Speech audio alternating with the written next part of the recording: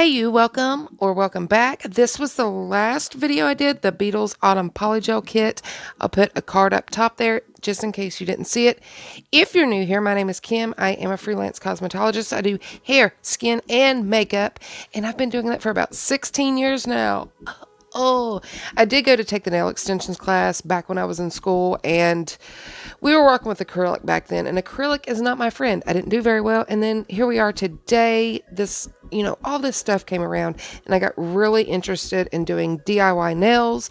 When I started, I had trouble finding videos, like about the things that I personally was having trouble with, which may seem very basic to somebody who's a professional with nails, which I would not consider myself to be. So I decided to go ahead and make a channel. Maybe I can help somebody out along the way. If that sounds like something you're interested in, if you do DIY nails or you just want to check it out, consider subscribing. I'd love to have you here. Why not? So as you saw by the thumbnail, we're going to do like a vampire nail set. And then as I just showed you, I'm going to use this Gershion kit. It's a pretty new one. The polygels are absolutely beautiful.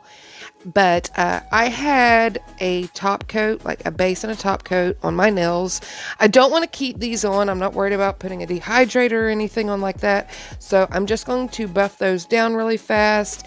If you want to see a walkthrough on what you need to do to prep your nails correctly in order to keep your polygel nails on, I will link another video up here in the cards. You can also check the description for that. But again, I'm not worried about these staying on, so I just kind of buffed that top coat away. I'm going to put some forms on, and we're going to go ahead and get started. And on the pinky here, that's going to be one of the fangs. So we want to do a stiletto on here. I've kind of anchored that in an upward motion. That way there's more strength around the apex area or the free edge of my natural nail. And yeah, let's do this. I'm going to be using the white out of this Gershion kit. As you saw, they're all sparkly, and I thought that was really pretty. Now, here's the thing, though. It's white. A white polygel or a highly pigmented polygel, period, is going to have a little bit of trouble curing, possibly. So I'm keeping that in mind. And this was the first time I'd used this one. And the brush I'm noticing is it's a little bit longer.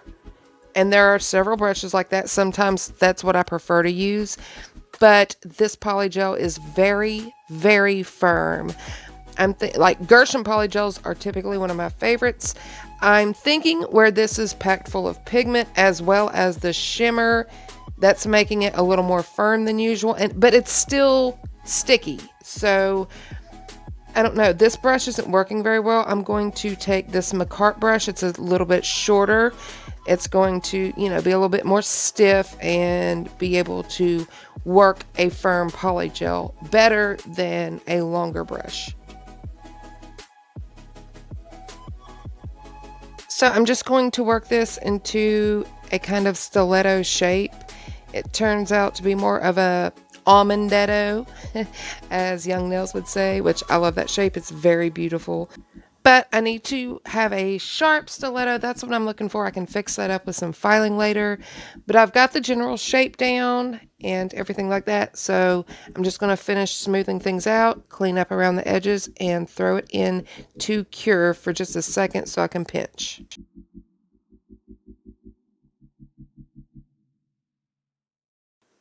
Okay, so this is still really soft. I'm going to stick it back in the lamp. I usually wait around 10 seconds. That's my general rule of thumb for pinching. And I waited a bit longer.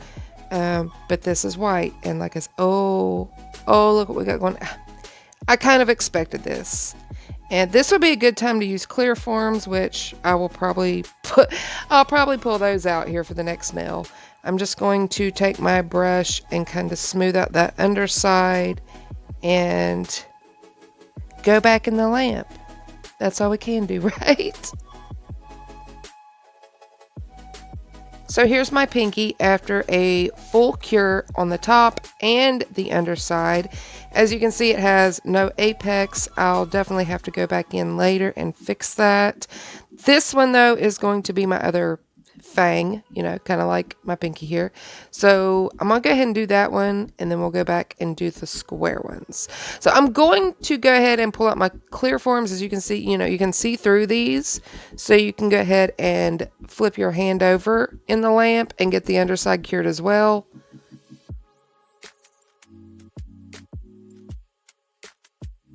You know what? Never mind. Forget it.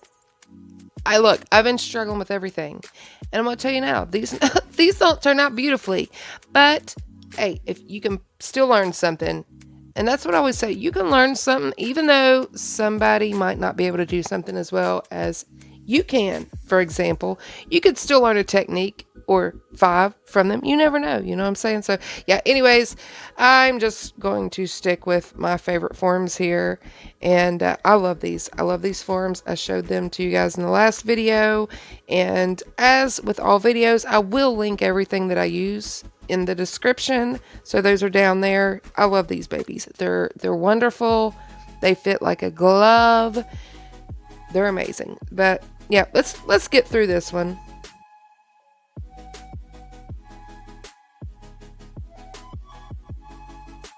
So while I'm doing this, I just want to chit chat for a minute. We're all still pretty much stuck at home. Like, I know we can go out a little bit here and there, but I've been discovering so many new YouTube channels, and I've gotten so into these. Has anybody watched Kitboga and the scammer calls? Because we all get them.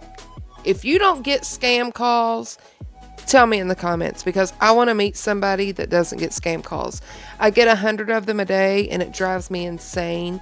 But Kitboga, I'll link him I'll try and link him in the cards there and in the description. It's hilarious. He pranks these scammers. It's so funny to watch.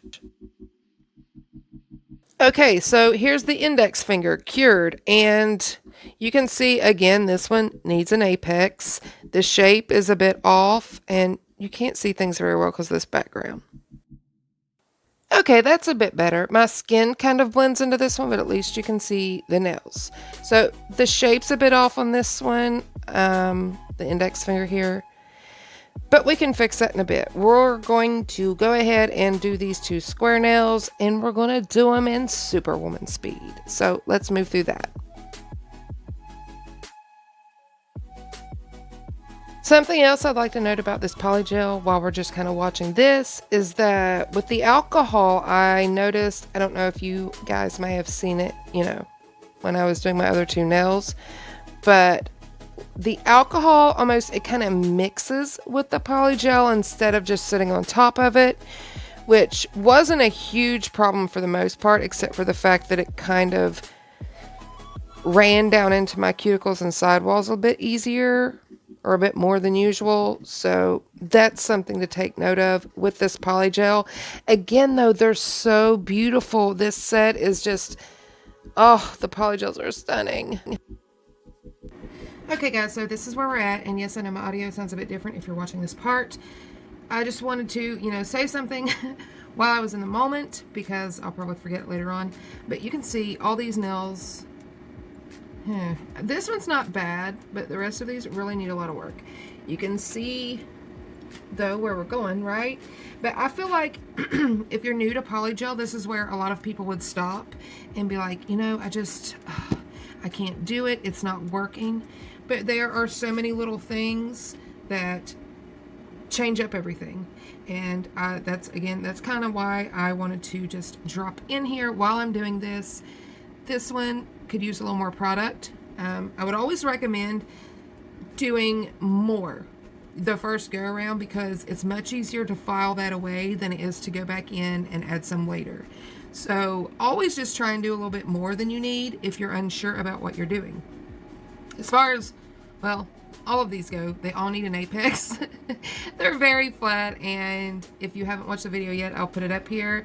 But I do a how to build an apex video. It was one of my very first videos. This channel's still pretty new, but yeah, that is by far my best performing video on this channel. But anyhow, so from here, what I'm going to do is I'm going to wipe the sticky layer off of these. I need to build a bit of an apex on all of them, especially my longer ones. The longer the nail, you know, the more important the apex. So I'm going to build an apex on everything. I'm going to kind of straighten them out. I'm going to do some fun stuff. We're going to make some little like blood drips, and we're going to use nail powders, and it's going to be cute. It's going to be fun. So yeah, stick around. So before I file, I want to wipe away that sticky layer, which you will have with 99.9% of gel products. That's normal. And then I'm going to go in and file. And when I file, I first want to get in my sidewalls. I'm not showing you a very good picture of that here, but I will be doing an in-depth filing video soon. I want to get in my sidewall and hold that file at basically a 90-degree angle.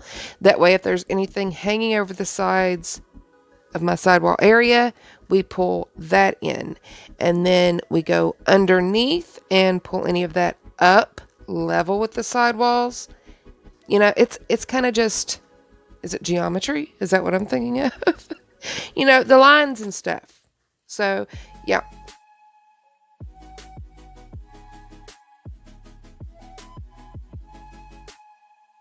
I've been using that Gershion file, but now I need to worry about my cuticles and contouring. So I'm going to pull out this curved file, which again, everything's linked in the description. These things are miracles. They're wonderful for getting around the cuticle area, and they're perfect for contouring the top of the nail. You could have also not touched this, not wiped away the sticky layer, and went ahead and went on top. Because, as I said earlier, I do need to go over top of these and add some product here and there. And it's, you know, like I said before, I always recommend adding more than you need, because that's much easier to file away than it is to go back and add more later. But I want to go ahead and get my nails in, you know, their general shape. That way I can really see what exactly that I need to do.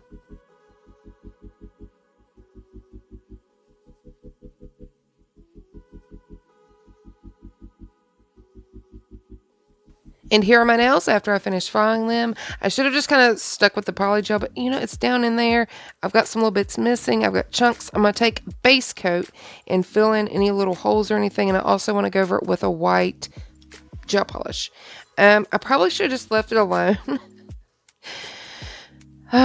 because it would have looked just as well. I'm not good with nail polish, as you'll see right here. I get it everywhere.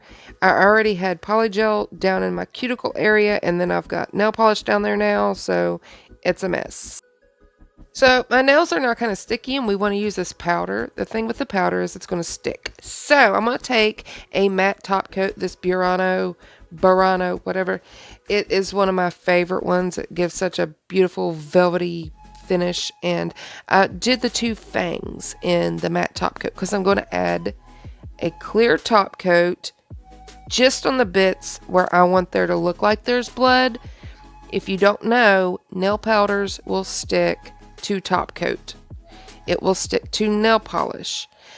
It will not stick to the matte. So I did my entire nail in matte, that's why. And then I'm going to take a regular top coat and just kind of make these blood drips. I wasn't thrilled with how this turned out. It was my first time trying this, and I wasn't crazy about how it turned out, but that's okay. Again, I'm using a regular top coat, and I'm going to stick that in the lamp and cure it after I've applied it where I want it, the powder to be. You know what I mean? Where I want the powder to stick. I'm going to stick this in the lamp and cure it.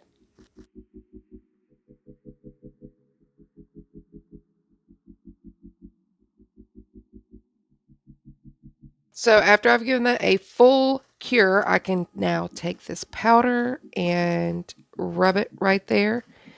And FYI, I end up using a ton of this powder. You do not have to do that.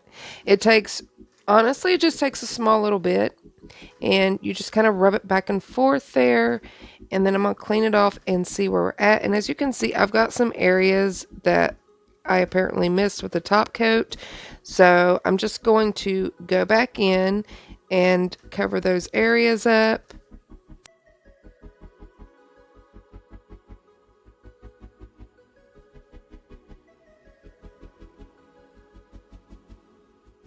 And while I'm doing that, I'm going to go ahead and apply it in the areas I want to the pinky as well before I throw it in the lamp this time.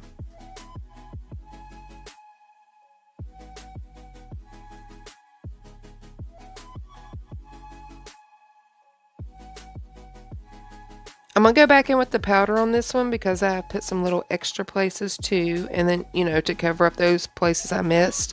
So I'm also getting a second coating of powder on my index finger here where I already applied powder, and you'll see in the end there how it's a lot more vivid, a lot more shimmery. It ends up a lot prettier than the pinky did. And on the pinky here, I don't know what I did. It was so much, but yeah, you can see here the index finger is a lot more vivid. I'm just going to go in and add a couple little things, a little drip here, and then I don't know what I did here in a minute on my pinky right here. I just went shoop shoop shoop. Why did I do that? I don't know why I did it. I really don't. It doesn't go at all. It doesn't go at all. But hey, like I said, hopefully, you know, you can do this and it'll work out better for you. But it's cool. I thought it was kind of cool. I'm just topping it off with this Makartt top coat, which is super shiny. And then adding a little cuticle oil because my hands are so dry. Okay, again, this didn't work out beautifully as I would hoped, but hopefully you can do it and you can make it awesome. Maybe you learned something. Hey, guys, give this video a like. Let me know in the comments what you would like to see next, and I'll see you next time. Wow.